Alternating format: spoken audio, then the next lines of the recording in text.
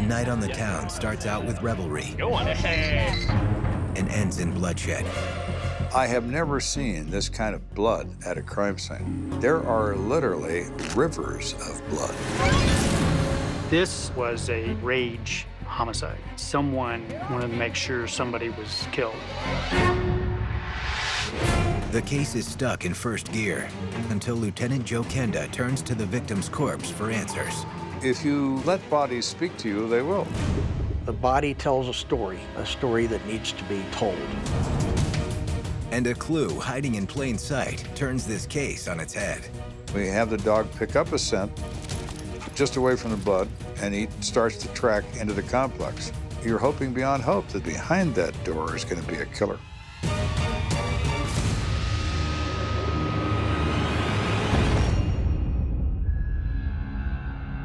What makes humans so dangerous are their emotions. It allows them to kill for what anyone else would believe is no reason, and what they believe is the only reason. There's one thing that never changes: murder. A life has been taken. Their stories are now my stories. I'm Lieutenant Joe Kenda. I've solved over 387 homicides. Somebody has to take control. Somebody has to look out for the victim. I never know where a case is going to lead, but I'll never stop until it's solved.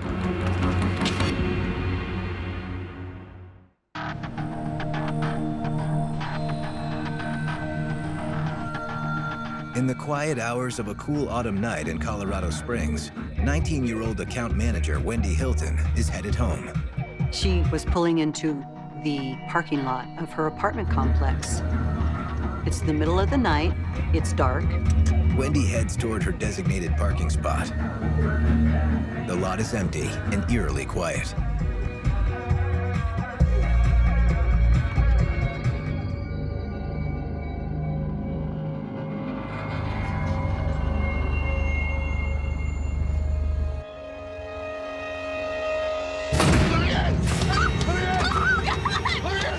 All of a sudden, out of the blue, a man covered in blood comes running up to her car, starts pounding on her car, trying to get in. Wendy manages to lock her doors before the deranged man can force his way in.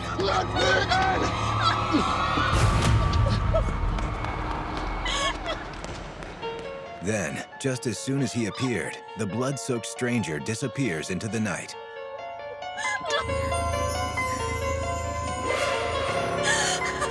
With the would-be attacker gone, Wendy's attention turns to the battered man splayed out in the parking lot.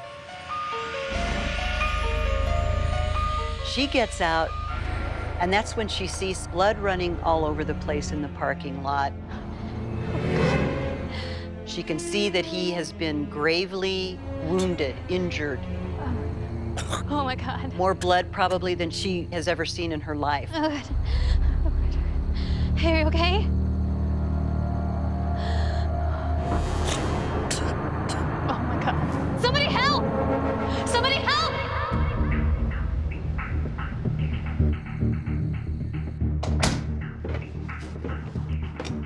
Less than a mile away, Lieutenant Joe Kenda has just walked in the door after a long day on the job.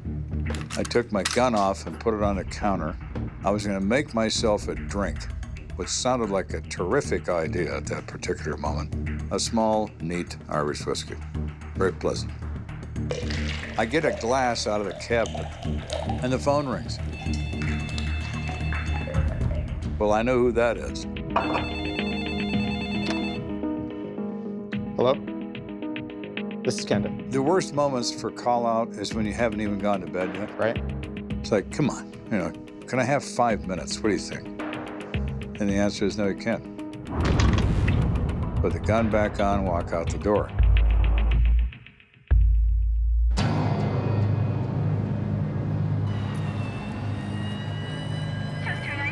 Arriving at the scene, Kenda is taken aback by the address of this crime. It's not a neighborhood in which you expect to find an assault. It's a good neighborhood. There are no issues, no street crime, no anything. So for this to be happening in this particular location is in itself unusual. Excuse me. Hey, Lieutenant, how's it going? Hey, Kevin. I walk up there, and the first thing I see startles me. I have seen a lot of bloody crime scenes. I've seen decapitations. I've seen dismemberments. I've seen awful things. But I have never seen this kind of blood at a crime scene. So what do we got? Got one victim stabbed multiple times, lots of blood. He didn't make it. I can't say I'm surprised. The human body contains 8 to 10 pints of blood, roughly. There is enough blood at the scene to indicate that he has very little remaining. The ID? Yes, sir. He was identified as Brandon Penza, a 27-year-old male that had just discharged from Fort Carson in the Army. Brandon was a very easygoing guy. He was. He was big, but he never acted like he was a tough guy. He was just kind of a lovable, big dude. Any witnesses? We've got one over here, but she's pretty distraught, though. The officers said that one person saw the suspect, and they pointed her out to me, and she looked like she was about to collapse. What's her name? Wendy. I'll let her calm down before I talk to her. Yes. Thank you. Thanks, sir. While Kenda waits for eyewitness Wendy Hilton to collect herself, he scans the scene for physical evidence. Right at the scene where the victim was located was a knife found in one of the pools of blood. Next to the knife lies a black cowboy hat.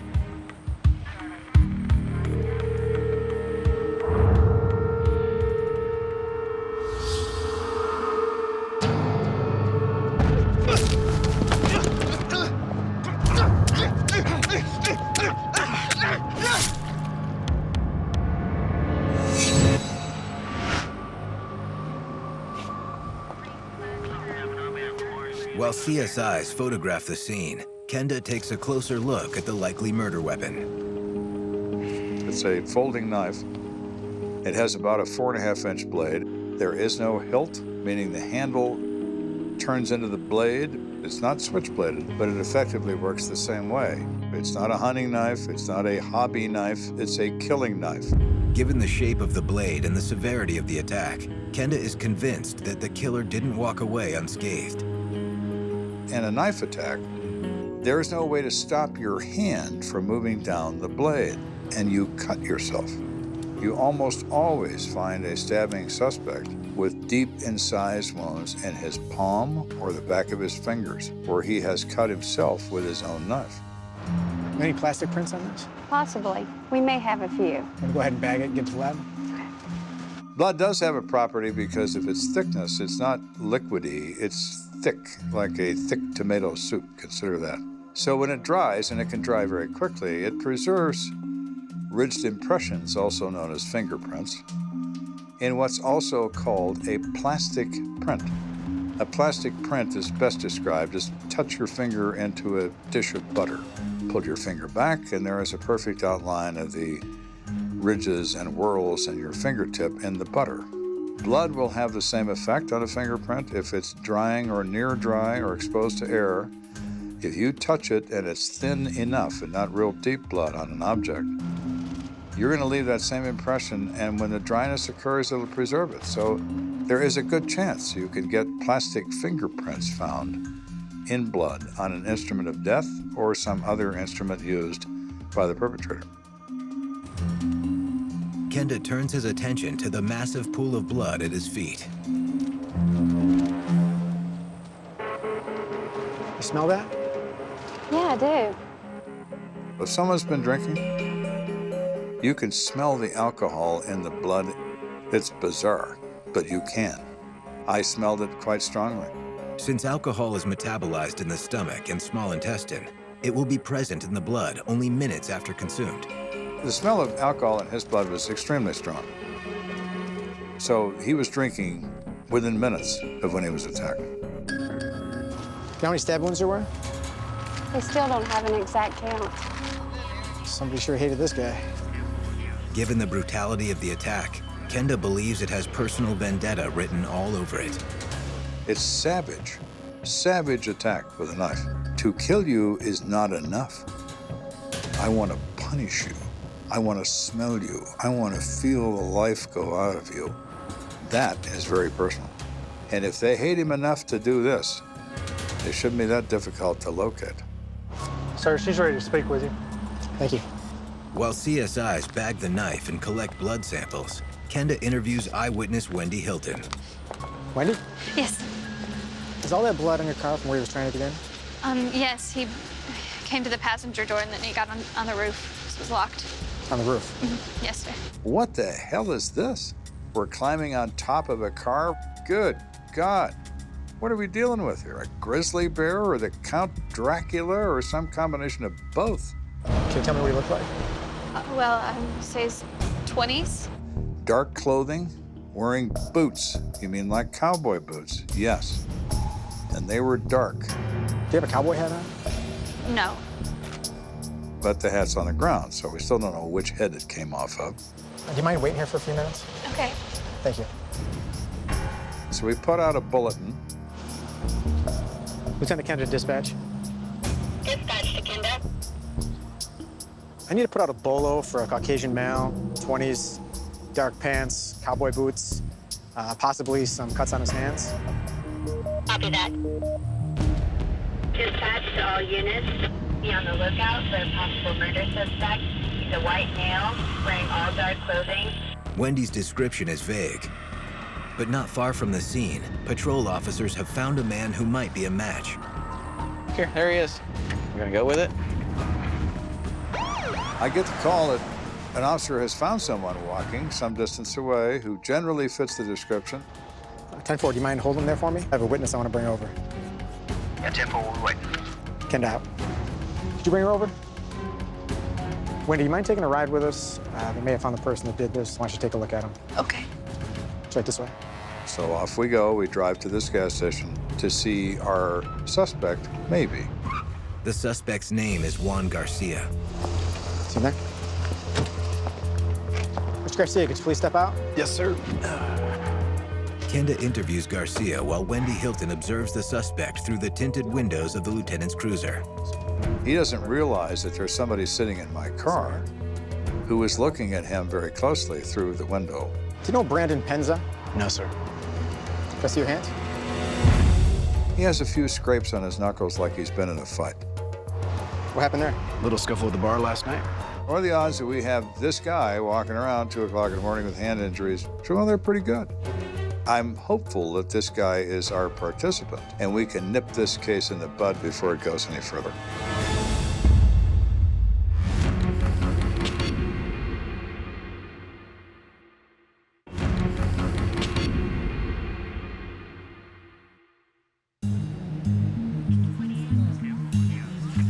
So at this point, we have one of the most grisly crimes I've ever seen, perpetrated by someone who is over the edge enraged.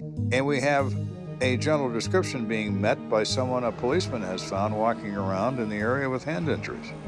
This is promising. We have our only witness that has seen this person. We tell her we're going to park this car in such a way as you can see him. Hang out there for a second. Tell us whether it's him or not. What do you think, Wendy? No, that's not him. You're right, Wendy, it's not. When I walked up to him, he was too clean for my taste. He has no incised wounds, meaning coming from a blade. He's not hurt as he should be hurt if he did this. Mr. Garcia, I apologize for the inconvenience. You're free to go. Thank you. Have a good night. Want to hook him? And with that, Kenda's one and only suspect is scratched from the list. I'm thinking, okay, that didn't work. Great, let's pick up something that is gonna work. Thankfully, Kenda doesn't have to wait long for a new lead. Hey, LT, just got a radio call from a sergeant that's on patrol. I think we need to check it out. What is it?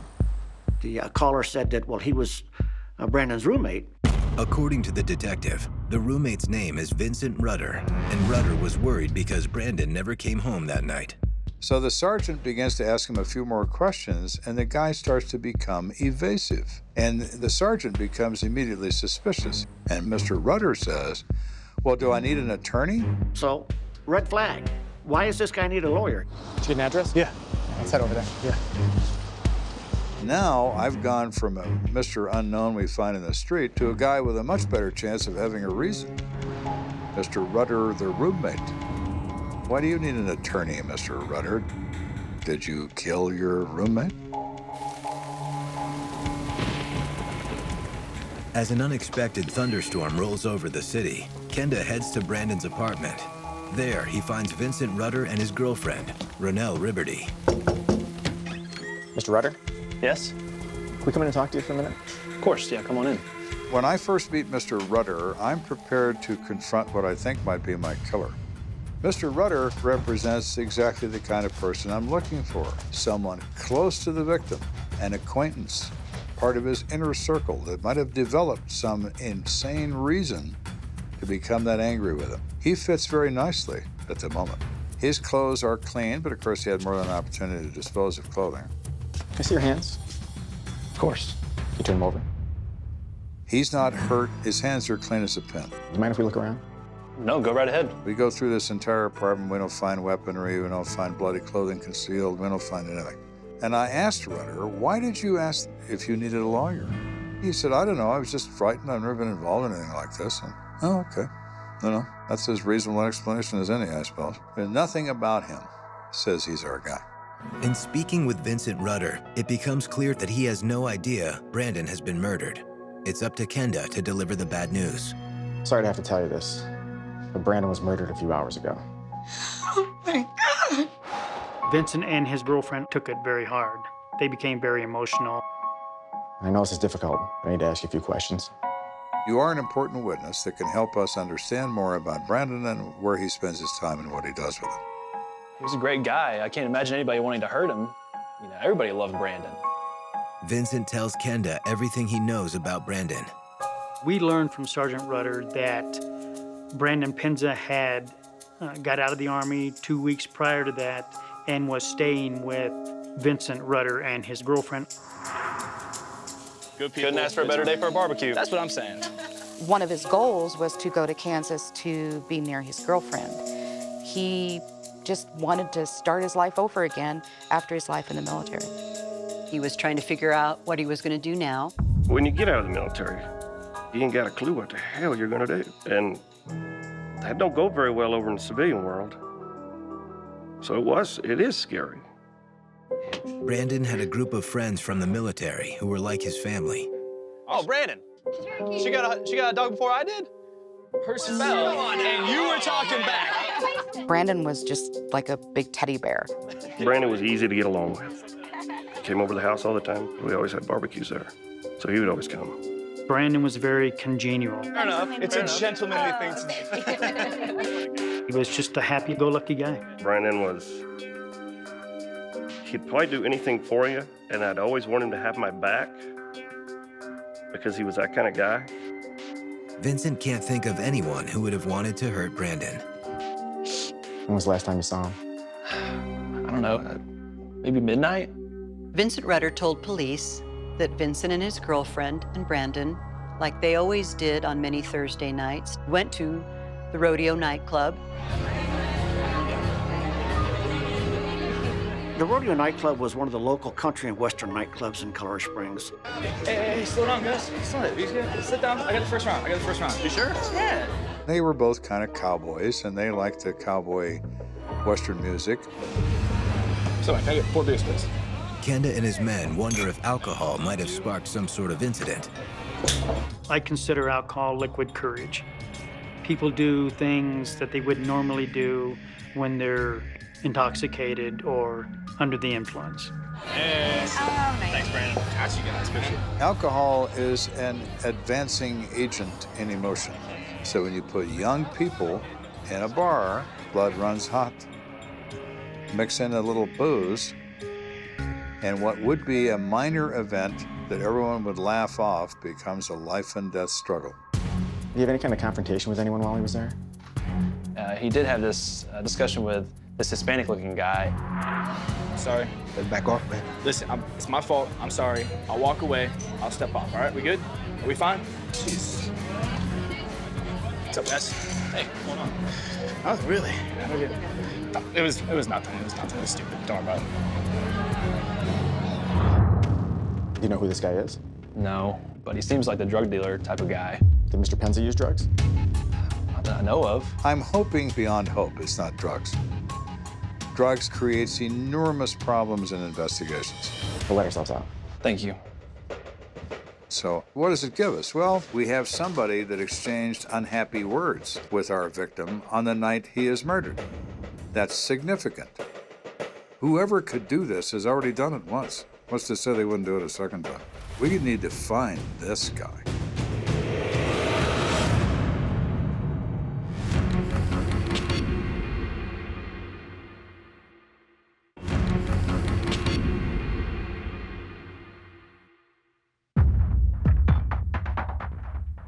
In Colorado Springs, Lieutenant Joe Kenda is investigating the brutal stabbing death of recently discharged Army officer Brandon Penza.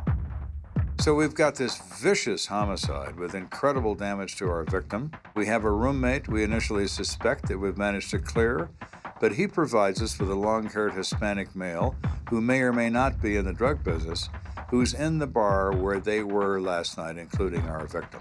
So we want to talk to that bar staff to find out what they can tell us about this guy. Everyone at the rodeo bar is long gone, except for the manager. How you doing? I'm good. How can I help you? I need to talk to your staff about a homicide investigation.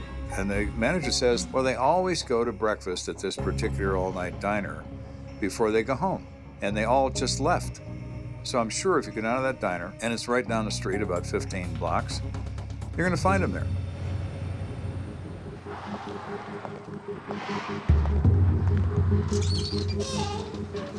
Hi.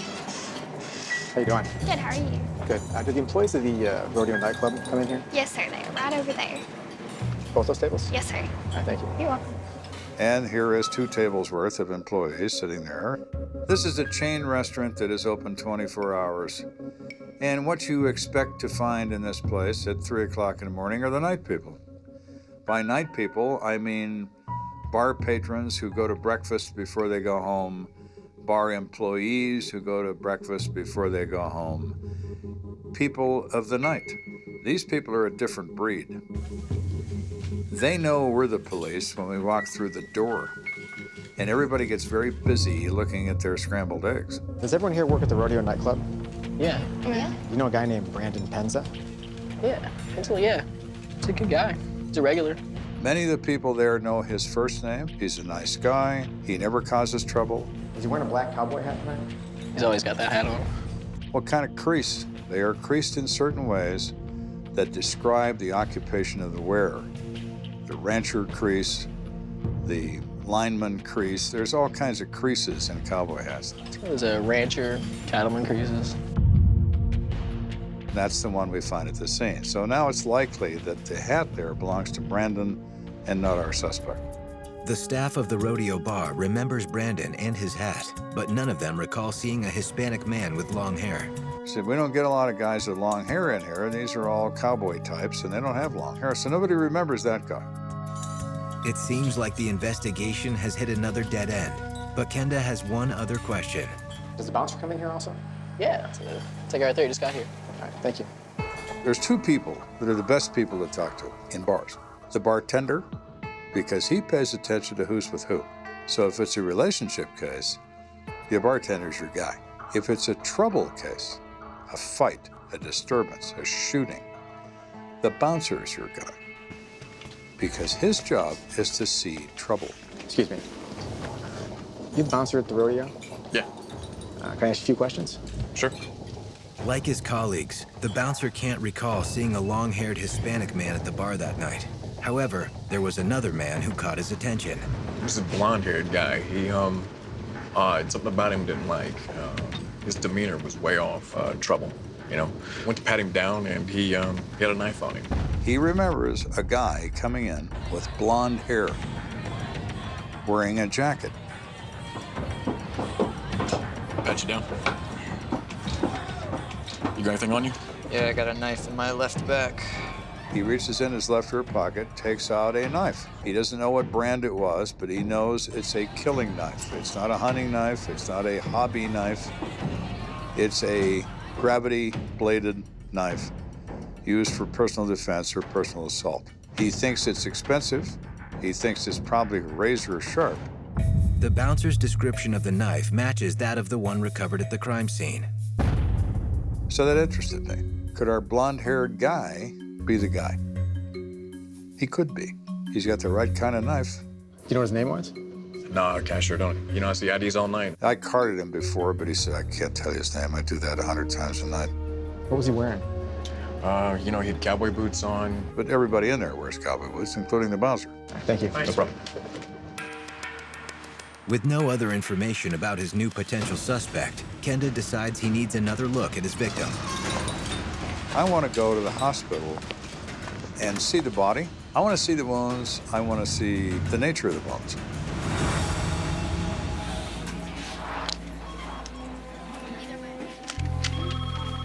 Excuse me, doctor. Yeah. Did you have a stabbing victim come in earlier? Yeah, he's right in here. Can I take a look? Sure. I'll be back in a second. Thanks. Uh-huh.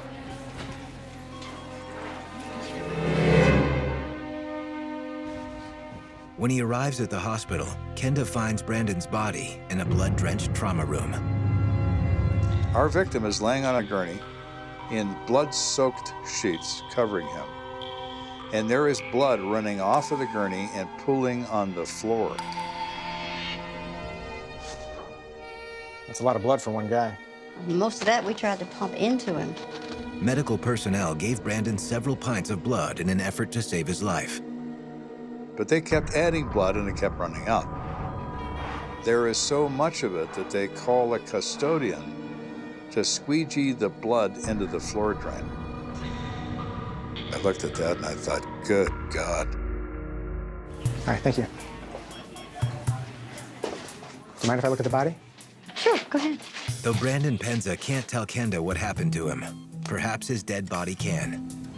If you let bodies speak to you, they will. The body tells a story that needs to be told. He was stabbed an enormous number of times. We didn't have a count, but just me looking at him, I stopped counting at 50 individual wounds. The final count is 74, but Kenda focuses on Brandon's chest, where he knows he'll find the initial wounds. There are 20 wounds in the right side and right frontal chest area facing him. Since the vast majority of people are right-handed, most stab wounds tend to be found on the left side of the victim's body.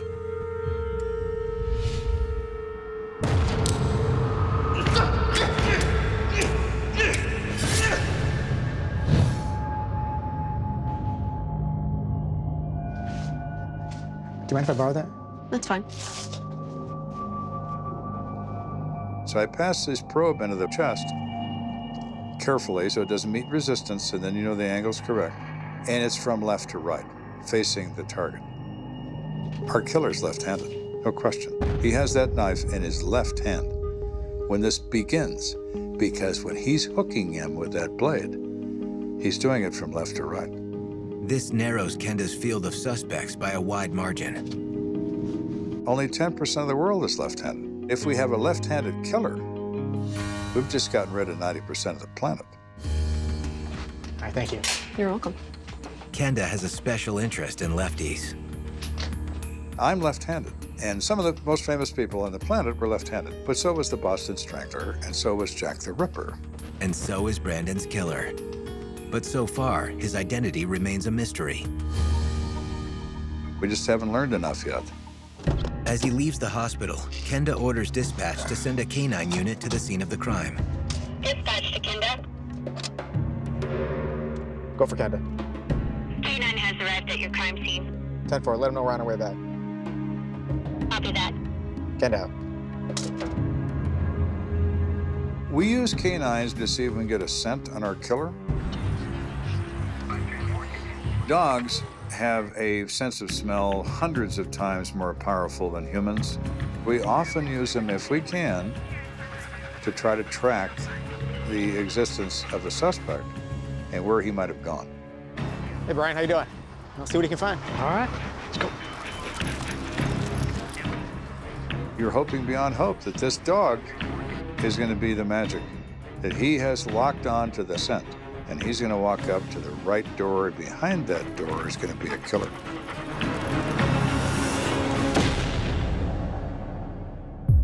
For exclusive footage, go to investigationdiscovery.com.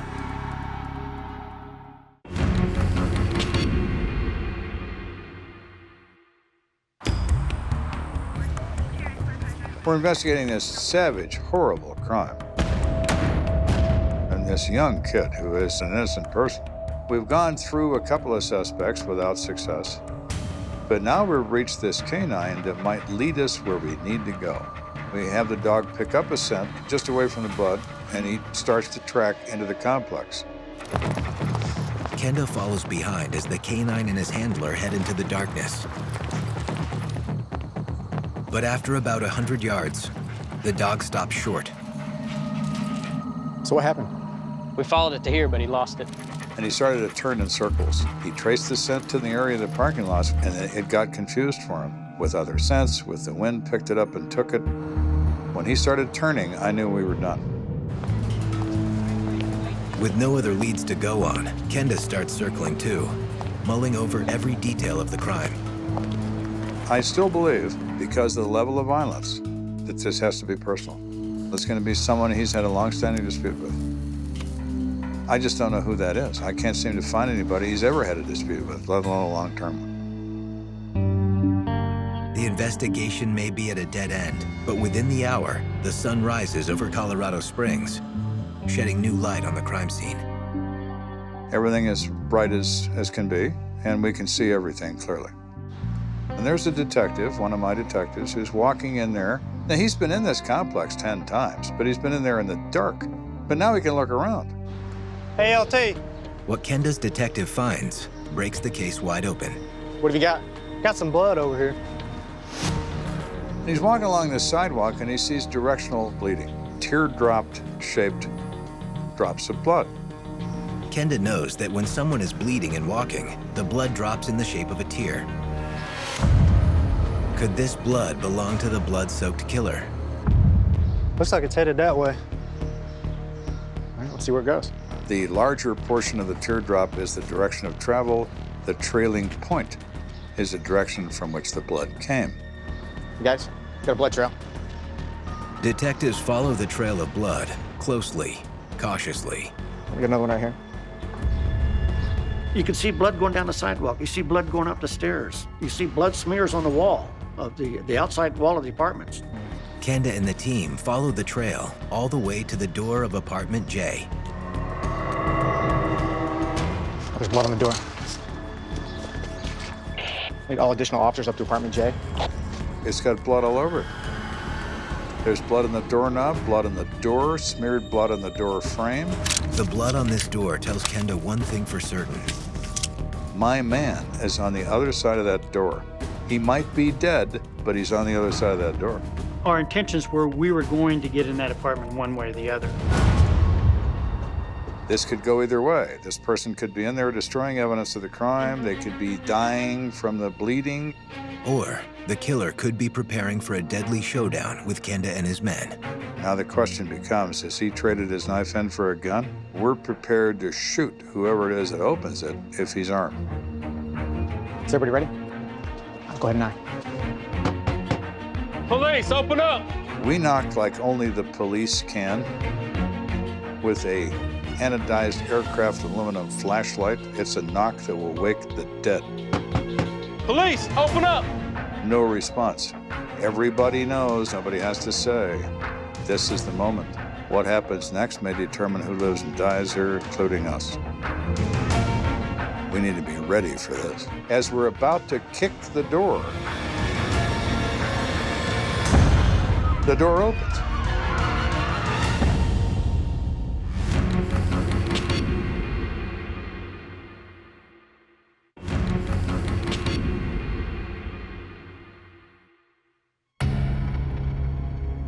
After a series of dead ends and bogus leads, Lieutenant Joe Kenda is at the doorstep of the man he believes murdered 27-year-old Brandon Penza. Now we got a blood-covered door, and I'm convinced that on the other side of it is my killer. Police, open up! Your adrenaline's flowing. You don't know what's on the other side of that door. You don't know if he's armed. You don't know what you're going to find when you get inside that apartment. So you're very cautious. As we're about to kick the door opens. It's your hands!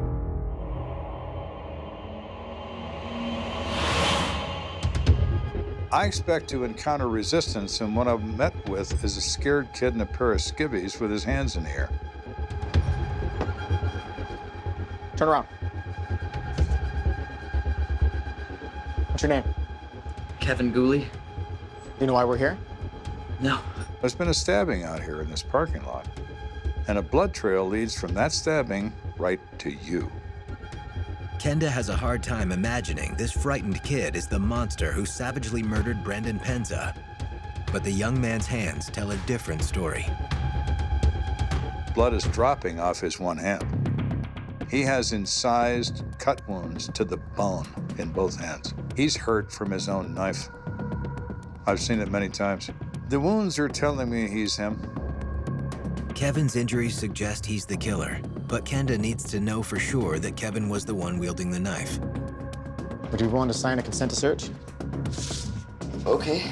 So I hand him a document. My purpose is twofold. I want the waiver, but I want to see how he signs it. He signs it with his left hand. Oh, Kevin, I'm starting to have a relationship now with you. Go ahead and search. Step over here. Don't move. Certain he's found his man, Kenda searches Kevin's apartment for evidence that can solidify the case against him. He's the typical 21-year-old. Everything he's worn in the last 3 years is on the floor. But the mess can't hide the evidence Kenda is looking for. I find blood-soaked cowboy boots under his bed.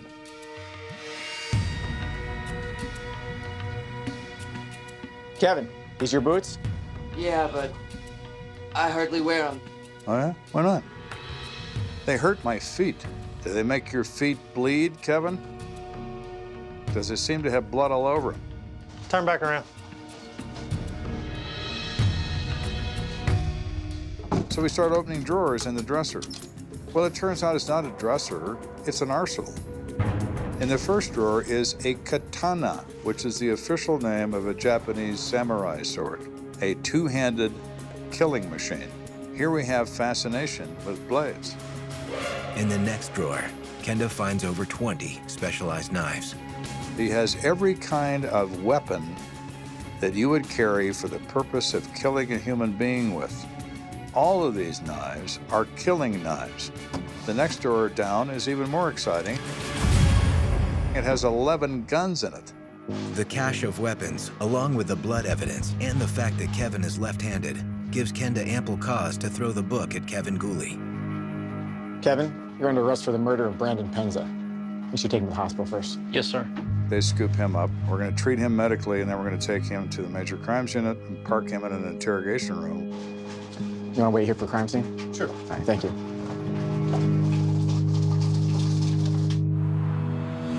Once Kevin's injuries have been treated at the hospital, Kenda brings him in for interrogation.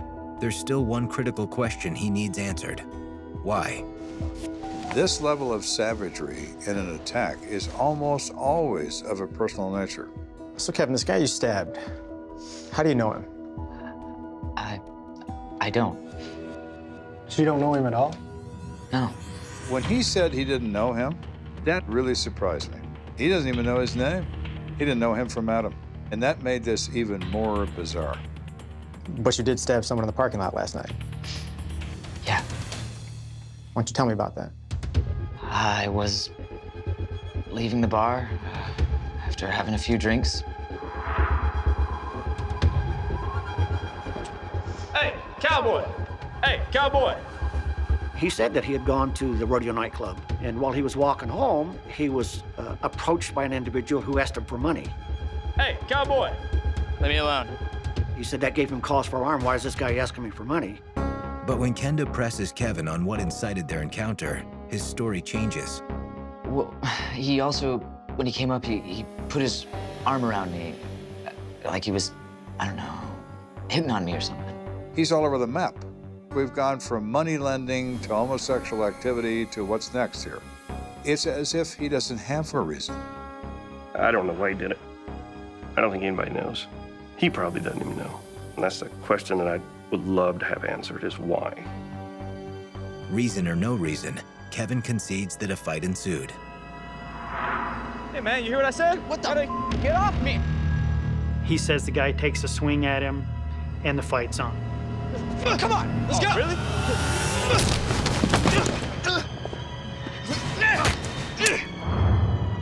Why'd you stab him? I don't know, I freaked out. He got scared because the victim was on top of him. So he knew he had his knife in his coat pocket. So he reached into his coat pocket, pulled his knife out, flipped it open, and started stabbing.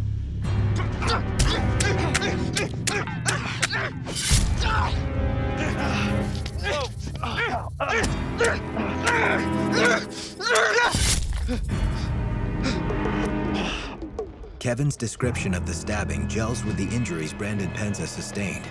But given what Kenda knows of Brandon's character, Kevin's claim of self-defense rings hollow. Kenda wonders if the young man wasn't itching for a reason to put one of his beloved knives to use. Here we have a kid who is a collector of deadly devices. He has 11 guns in his possession, some of which are loaded, some of which are not. He has all these knives, all these killing instruments, all these various toys, 4 straight razors, all kinds of things that he has gathered. He's gathered these things because he's fascinated by them. He even has a Japanese katana. He's got just about a little bit of everything. And you always wonder when someone is so fascinated by something, is it enough to admire them, touch them, and feel them? Or does it become less of a good feeling? And now the desire is to use them, to find out if they work like you think they do. How many times did you stab him?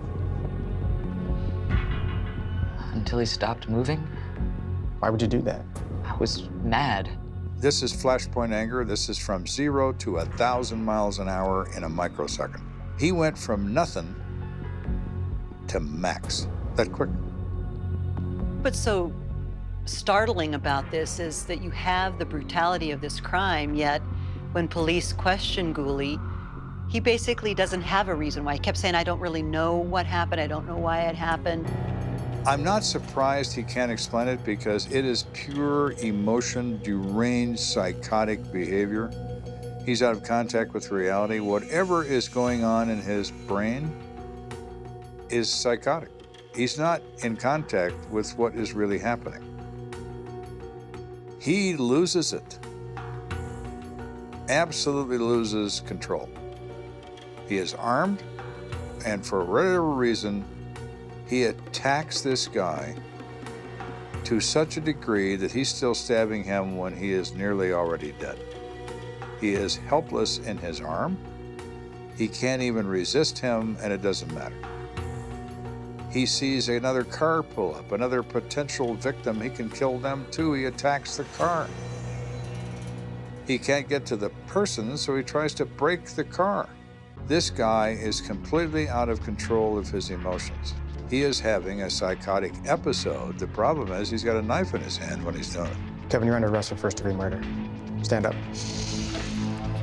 Facing a possible death sentence if convicted of murder, Kevin takes a plea deal in exchange for a 32-year prison sentence.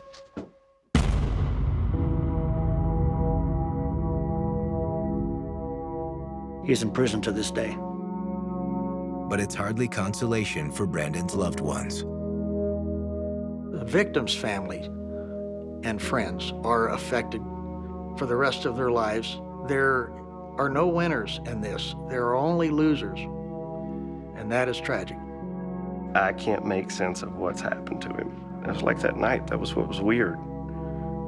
You know, when me and my wife asked him to get in the car that night, even though it was just a 2-minute drive home, my wife always drove, so I wouldn't get in trouble.